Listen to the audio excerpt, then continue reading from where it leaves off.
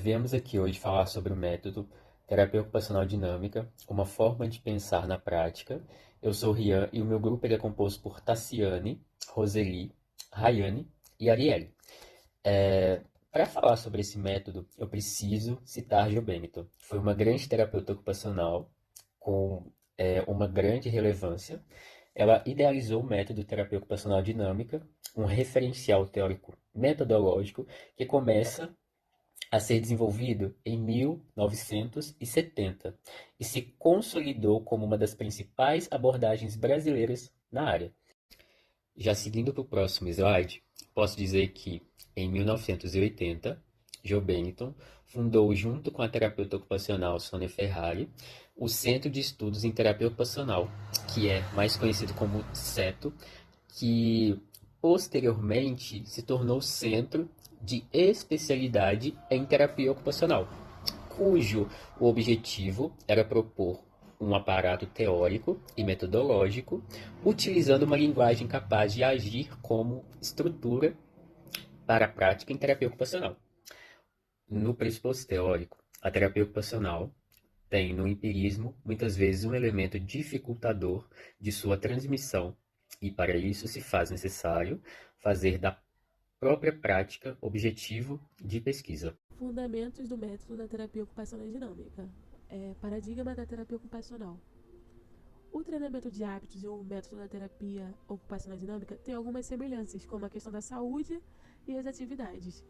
Mas também tem algumas discordâncias, como a mudança de hábitos no treinamento de hábitos, a reinserção social, o sujeito sendo visto como doente, ou seja, o foco principal na doença, o treinamento e personalidade do terapeuta também entra em pauta, e a reeducação. Já no método da terapia ocupacional dinâmica, ocorre a ampliação e eventual construção de cotidiano. O sujeito ele é visto com necessidades e desejantes, tem a inserção social, a formação da terapeuta e também a educação como processo primordial. Referente à teoria desse método, ocorre a construção, a reformulação e ampliação. A teoria da técnica consiste na observação e análise da prática para construir generalizações, com explicações teóricas que sustentem um arcabouço teórico metodológico, que se volte novamente para a prática. Na grade conceitual, ocorre uma relação triádica, que parte do diagnóstico situacional, o processo descritivo e analítico contínuo para a identificação das necessidades e desejos do sujeito-alvo, levando-se em conta aspectos relativos ao próprio sujeito, a pessoa de sua convivência, informações da percepção da terapia ocupacional, ou seja, terapeuta, sujeito-alvo e atividades. Grade conceitual. O método da terapia ocupacional dinâmica parte de uma relação triádica: terapeuta, sujeito-alvo e atividades. A gente começa com o diagnóstico situacional, que é um olhar profundo e contínuo sobre o que a pessoa precisa e deseja. A análise leva em conta o próprio sujeito, as pessoas com quem ele convive e também o que o terapeuta percebe dessa realidade. Intervenção. A intervenção é baseada nessa relação triádica. Ela é um processo dinâmico, onde tudo muda com base na ação e reação entre o sujeito, terapeuta e atividades. O sujeito analisa sua própria situação e, com isso, toma decisões tanto sobre a terapia quanto sobre a própria vida. Ação educativa e avaliação. Aqui, a educação tem um papel terapêutico central. Ela é sustentada por uma relação de afeto e confiança, onde o sujeito tem espaço para aprender e se desenvolver. O que isso quer dizer? Que o tempo clínico é o tempo da narrativa de vida do sujeito. A formulação e um método teórico do método terapêutico ocupacional dinâmico pode ser dividido em 3 fases. A primeira foi a fase da Jo Bennington durante a sua dissertação de mestrado, aonde ela fundamenta a sua teoria através da psicodinâmica psicanalítica. Nessa fase, ela já conceitua o conceito de relação triádica, que é o conceito central, né, desse modelo. E a segunda fase pode ser descrita durante o seu doutorado, onde ela traz uma maior abordagem empírica através de casos clínicos, né? E situações cotidianas dos seus pacientes. E a terceira e última fase é a fase do pós-doutorado, com maior refinamento teórico, onde a autora ela traz influências da terapia ocupacional social e um olhar maior, com maior destaque nas questões sociais, voltada para a exclusão e contexto social ali do sujeito, né, paciente.